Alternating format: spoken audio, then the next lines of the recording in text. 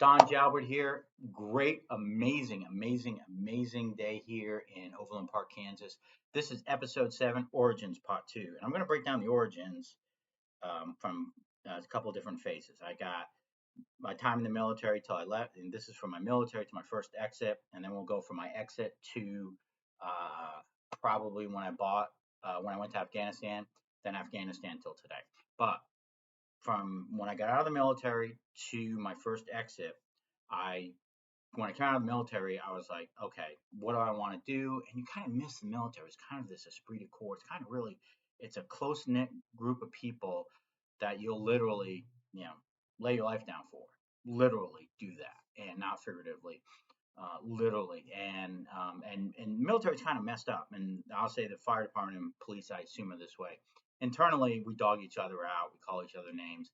Externally, it's like, man, that Dave over there is a great guy. Internally, like, Dave, you're fucking up. Anyway, so as you can see, I'm kind of pumped up for this episode, Origins 2, because really, I took the success I had in the Air Force, and I was like, I've got to find my way in corporate America. And so I got a job in Omaha. I was like, oh, okay, no problem, big deal. And I wasn't excited about it, but I saw this little ad looking for prime computer specialists or operators or something. I was like, I can spell prime. Let me go look. And so I went for an interview. It was at a temp agency. And they were like, hey, jobs at LDDS.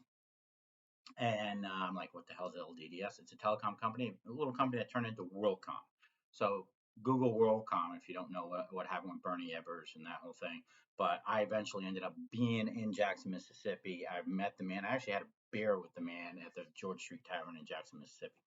But as soon as I had the interview with the temp agency and then I interviewed with this guy, Dan, at at EDS, I came back, saw my girlfriend, excuse me, now my wife, and said, I'm going to get a job as a temp agent.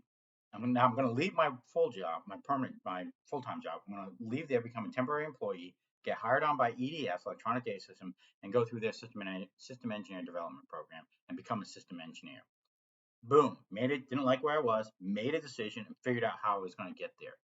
And it all came true. Now, the system engineer development program was the industry standard at the time.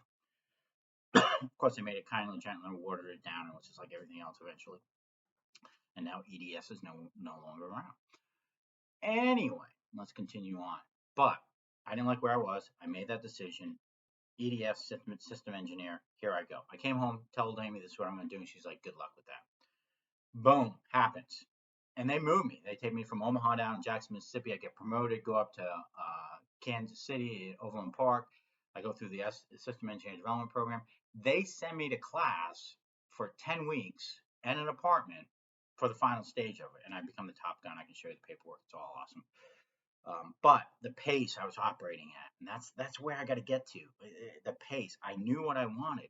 Now, at the end of this, I was still making shit money. There was no win for me in this. There's no financial win. I was climbing a little bit, but they were doing the incremental corporate raise bullshit stuff.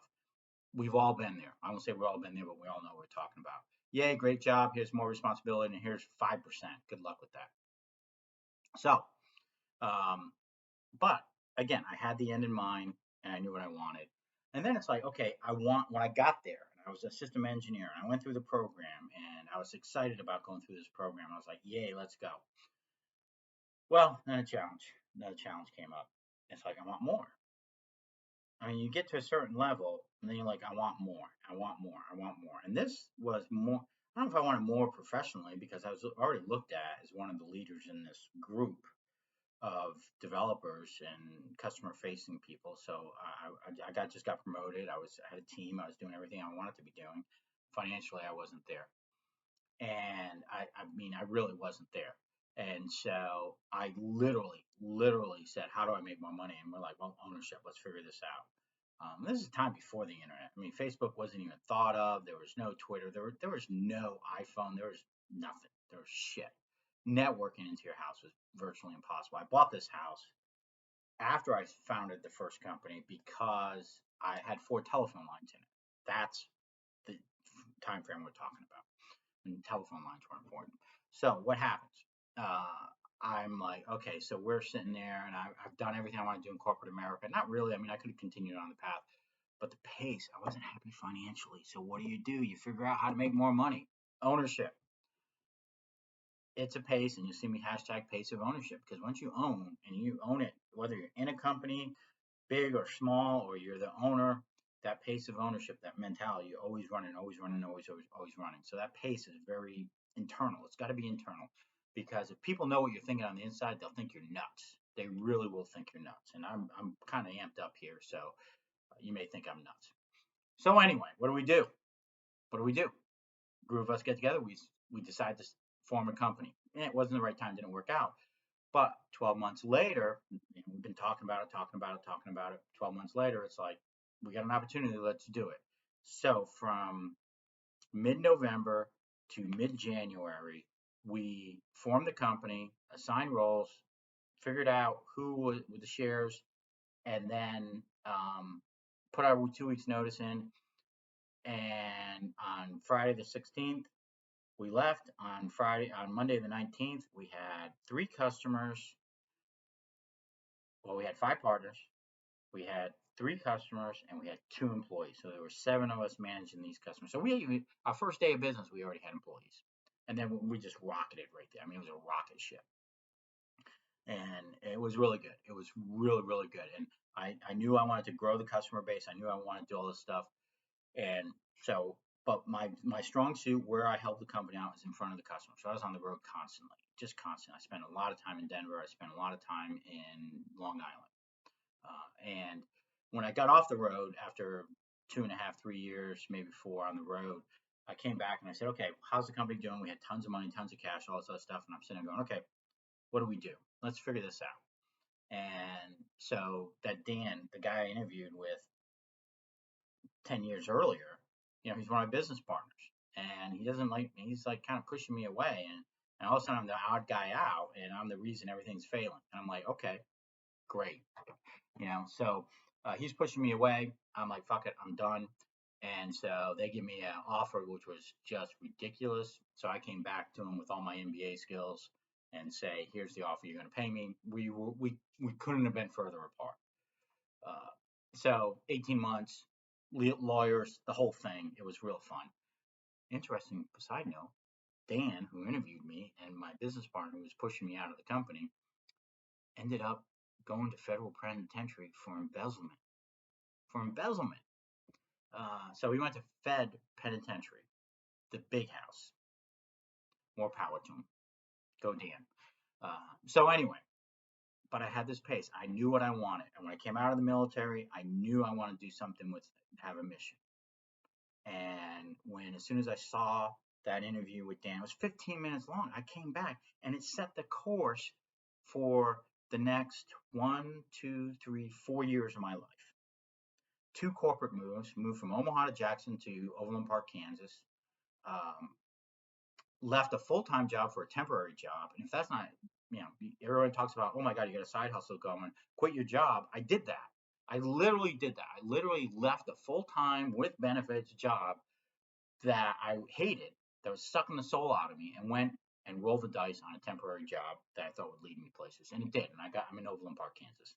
And it's like Pleasantville. It's a great place to live. Now, if you check out my blog on Afghanistan, you'll see the first post says Pleasantville. Anyway, so great day here. It's a Saturday, Overland Park, and I'm just really amped. And I'm amped for a good reason, is because the military, I learned something. I applied the principles twice. Once when I was at corporate America, and it worked, and I took a risk, and it paid off. And then I took another risk when we founded our first company. And when I took that risk, I applied the principles, and I went full speed, and it worked. So what's the old saying? You can't steal second and keeping your feet on first base. You got to risk. You got to take a risk to grow. That's the only way you grow. Once you grow, you're not putting the genie back in the bottle. You're not putting the toothpaste back in the tube. But I know this is really weird, but I want this on record, and I don't care if anyone's listening right now. And chances are, if you're still listening, I almost feel sorry for you. But these foundational principles work. And I'll tell you one more story. I talk about fitness, but it's not only fitness for physically, but your mental as well. So this is what I'm going to tell you from a non-physical fitness standpoint. I was so stressed out. I was traveling. I was doing all this other stuff. So I just decided to do something that was a lifelong dream of mine and go get my pilot's license. And I did that. So I went for a $49 flight, came back, bag, everything. And over the next 8 months, it cost my wife somewhere around 12 grand. So that was a good $49 flight. So anyway, but I got it. I did it. And because when you're flying, you've got to take everything in here and push it out because you got to focus on flying the plane. And it's a lot of stress in flying the plane. So it's a different type of stress. So I got business, I got employees, I got all this other stuff going on. And then I'm getting pushed out of the company and I'm flying planes. Next.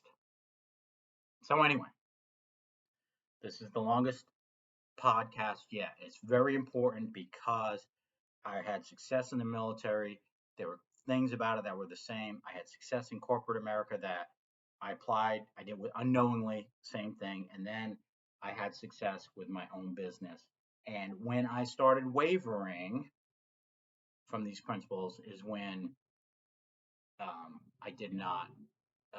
I was getting pushed out because there were certain things I could do, and I applied here and there sporadically, but financially, I was hitting a home run. I hit a home. I didn't hit a home run.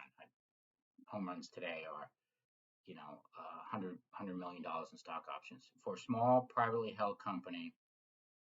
We did. I did pretty well. Be that as it may, I still took an exit. 18 months fighting about it, lawyers. So anyway, so next time we talk about origins, I'm going to tell you what happened after I left that company and what got me to Afghanistan because I went all different ways. But there was one time in there where I applied the principles unknowingly again and had amazing success. Absolutely amazing success. So I want to say thank you for playing along. And if you've been listening to these 12 minutes, let me know. Reach out to me. Don.jalbert. Oh, no, Don at itsapace.com. Don at itsapace.com. Thanks for playing along. And this is It's a Pace podcast, just in case you're wondering what it's all about. Thank you. Have a great day.